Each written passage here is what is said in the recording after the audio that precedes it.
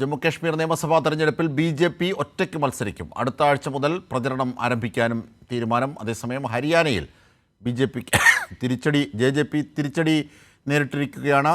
തെരഞ്ഞെടുപ്പ് നടക്കാനിരിക്കെ 4 എം.എൽ.എമാർ ബി.ജെ.പിയിൽ നിന്നും രാജിവെക്കുന്നു. വിവരങ്ങളും വിശദാംശങ്ങളുമായി ഇപ്പോൾ വിഷ്ണു തലവൂർ ചേരുകയാണ്. വിഷ്ണു, എന്തൊക്കെയാണ് ഈ തെരഞ്ഞെടുപ്പ് തീയതികൾ പ്രഖ്യാപിച്ച സംസ്ഥാനങ്ങളിലെ ബി.ജെ.പിയുടെ നീക്കം? മറ്റു വിവരങ്ങൾ കൂടി ചേർത്ത്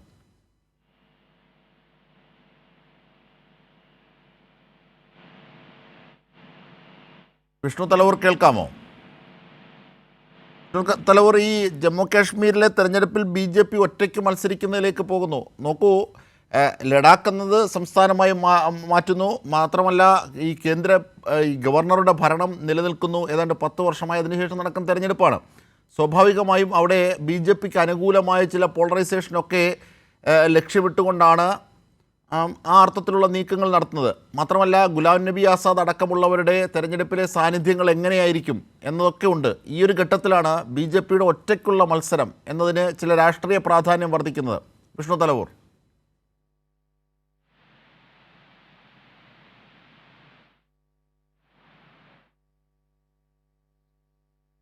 വിഷ്ണു, ഈ 2 സംസ്ഥാനങ്ങളിലെയും തെരഞ്ഞെടുപ്പുമായി ബന്ധപ്പെട്ട് ഇപ്പോൾ ബി.ജെ.പിയുടെ നീക്കം, അത് മാത്രമല്ല അവിടുത്തെ ഒരു തെരഞ്ഞെടുപ്പ് ചിത്രത്തിൻ്റെ ഒരു തുടക്കം നമുക്ക് പറയാവുന്നത് കൂടിയാണ്. വിഷ്ണു തലവൂർ. അജിംഷദ്, തീർച്ചയായിട്ടും കാശ്മീരിൽ 10 വർഷത്തിന് ശേഷം നടക്കുന്ന തെരഞ്ഞെടുപ്പിൽ ഒറ്റയ്ക്ക് മത്സരിക്കാനായിട്ടുള്ള തീരുമാനമാണ് ബി.ജെ.പി. ഇപ്പോൾ കൈക്കൊണ്ടിരിക്കുന്നത്. അതോടൊപ്പം തന്നെ അടുത്ത ആഴ്ച മുതൽ കാശ്മീരിൽ തെരഞ്ഞെടുപ്പ് പ്രചരണം തീരുമാനിച്ചിട്ടുണ്ട്. ഇത്തവണ എല്ലാ ബി.ജെ.പിയുടെ മാക്സിമം സ്ട്രെങ്തിലുള്ള ഒരു പ്രചരണം നടത്തുക എന്ന തരത്തിലേക്കാണ് ബി.ജെ.പി. ഒരു തീരുമാനം കൈക്കൊണ്ടിരിക്കുന്നത്. ഇതിന്റെ ഭാഗമായിക്കൊണ്ട് അമിത്ഷാ, പ്രധാനമന്ത്രി നരേന്ദ്രമോദി ഉൾപ്പെടെ എല്ലാ പ്രധാനപ്പെട്ട നേതാക്കളും അടുത്ത ആഴ്ച മുതൽ കാശ്മീരിൽ റാലി നടത്താനായിട്ടുള്ള ഒരു തീരുമാനം കൂടി കൈക്കൊണ്ടിട്ടുണ്ട് എന്നതാണ് നമുക്ക് മനസ്സിലാക്കാൻ കഴിയുന്നത്. ഇതെന്തായാലും കഴിഞ്ഞ ദിവസങ്ങളിലൊക്കെ തന്നെ ബി.ജെ.പിയുടെ ചില